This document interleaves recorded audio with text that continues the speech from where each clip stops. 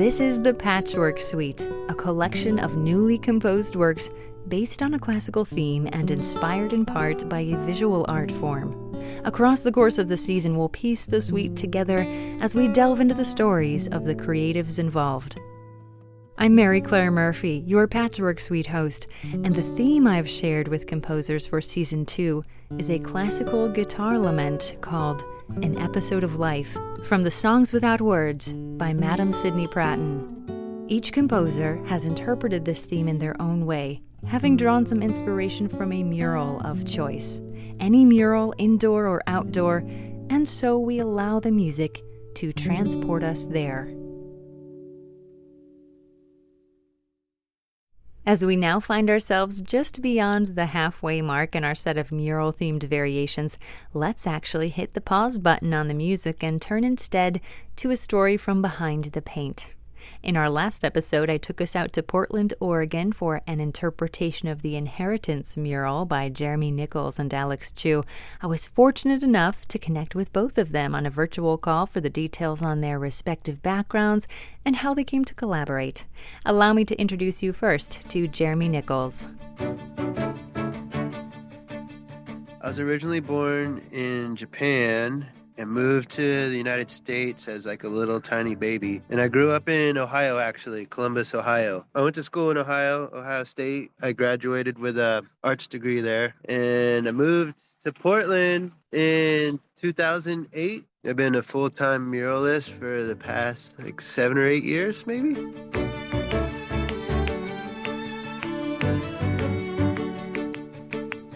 In that time, Jeremy's been actively involved on the Portland arts scene, and his work particularly caught the eye of his fellow muralist, Alex Chiu, who's our second guest on today's Patchwork Suite episode. I was a huge fan of Jeremy's work for a while. So I just saw everything that he was doing, and it was the epitome of what I wanted to do with my art. So I actually reached out to him personally and told him that I wanted mentorship.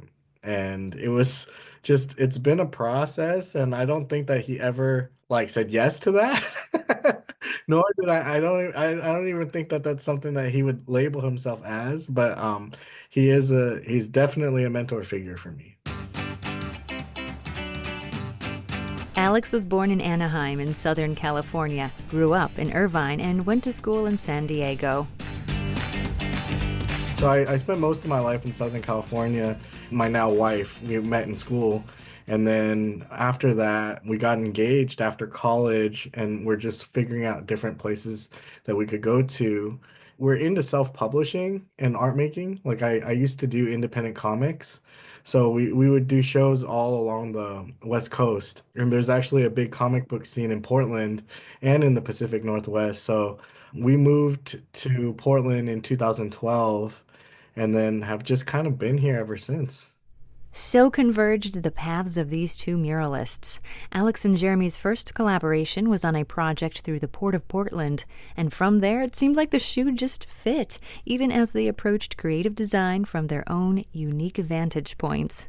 There's a lot of back and forth. We have two different approaches and two different styles of painting. So at least in the design phase, he'll have an idea, put him into a design, and then I'll tinker with it, or I'll make a design and send it to him and he tinkers with it. And we kind of do a back and forth until we're both kind of happy. And then, when it comes to painting, we kind of split it up for the most part. He would take on the figurative things and I'd take on the natural things. Our sketch process is a very digital process. And I think that that's why we've become very compatible in our collaborations, is because, well, a lot of what I do is through Photoshop, and we both use iPads and things like that. But a lot of my work is more community based. It has a lot to do with kind of documenting local history.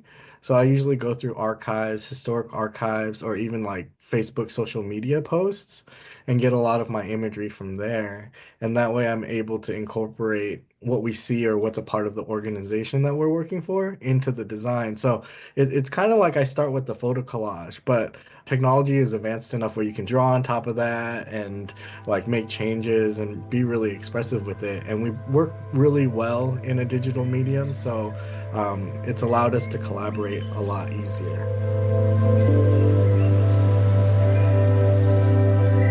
As a refresher, the inheritance mural I spoke of in the previous episode featured a Pacific Northwest landscape where we see, in the foreground, we see a bowl of fruits and flowers and other wildlife as it's passed on from an elder to a youth. When the design phase of Inheritance was all said and done, Jeremy and Alex set to work on what would become a 50 by 50-foot mural with just a standard letter-sized design for reference. My wife has a hard time believing me, but we only had like an 8.5 by 11 sheet of paper with the image, and the image was probably even smaller than that. It was like maybe like 7 inches by 7 inches, and then we painted the whole mural with just that 8.5 by 11 sheet of paper. So I'm actually amazed that we could even pull that off. The first step in scaling the image was to establish a grid framework on the sketch. As far as getting the image up there, on our sketch, we just put, I think it was a 2 foot or 4 foot grid across the whole image. And we paint, the 4 foot grid onto the wall, just measure it out, and then just label them all and just kind of translate it from the piece of paper to the wall. When Jeremy mentions getting the mural up there, he means really up there. In fact, it's perched atop 11 stories, and as such, it required some special equipment. Yeah, we had to rent swing stage scaffolding, which it's like, put in simple terms, like what they use for window washing on downtown buildings, which I thought was like the most fun thing in the world. Across the course of the project, they hoisted up some 200 cans of spray paint, which accounted for 90% of the mural, according to Jeremy's estimate, and they supplemented that with regular house paint. All the while, onlookers from the building across the street were curiously checking in on the daily progress. Apparently, everyone in that building was watching us every day as we were painting it. And there were some employees that were taking pictures of it every day throughout the process of it. So at the very last day, we signed our names and they were able to Google our names. So as soon as we signed our names, we got emails with all these progress photos that we would never have been able to get pictures of ourselves. It's because they were watching us every day and they're like, oh, now we know who it is. We're gonna like send them these pictures. And those are still some of the best pictures that we have of the mural. Alex and Jeremy had allotted a month to complete the mural, but progress being much swifter than anticipated, they found themselves applying the final clear coats after about 10 days. Those final coats offer a protective buffer from the elements. There's two types of coating. One is UV coating, just to try to keep it from fading as much as possible, and then just to be able to clean it every once in a while. And then there's the anti-graffiti coating that we use in case it does get hit with graffiti. But again, that's just part of the nature of murals, is that like things come and go and things change.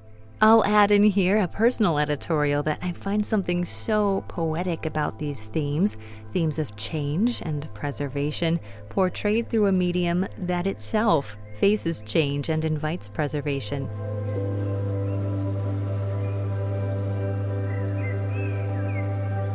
I'll leave you, though, with how the artists thought about the natural and cultural elements of inheritance. All the plants, fruits, vegetables, and everything, they're native species to Oregon. So, it's reflecting our home and what we find here, our nature. And Alex, you want to take over with the actual inheritance part? Basically, I think in the stage of life that I am in right now, so I had kids 10 years ago, so I have two daughters.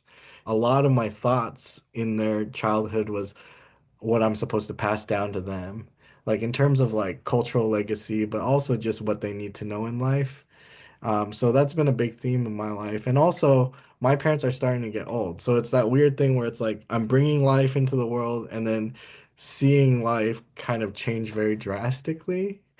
So my parents are getting old, and then we kind of have to think about preserving their legacy as well. So a lot of my thoughts were about connecting the older generation with the younger generation. So part of it is kind of like this environmental stewardship because a lot of it is natural elements, but a lot of it is like thinking about passing what we're passing down to the next generation. So that's part of the mural that was important to me that I wanted to communicate.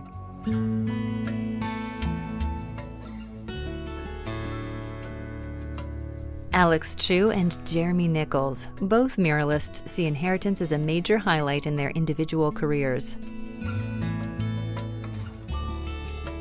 Every wall and space is it has its own obstacles. So, and weather and all these things come into play. Like you're hanging up 100 feet in the sky on a little scaffolding thing. It's a little different.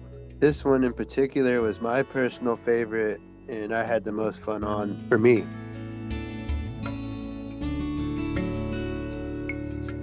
Honestly, when we were done and I finished it, I was like, I don't even know what else I can do anymore. It's like if I retired now, if I never painted again, I could always show people that I did this crazy thing. So it's a big honor to know that we've created something that's symbolic for the city.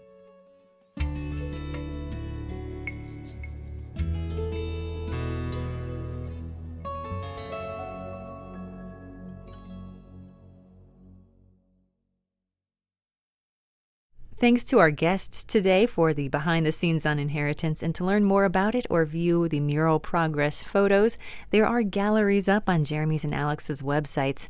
Next time on the Patchwork Suite, we return to our musical variations on a theme by Madam Sidney Pratton.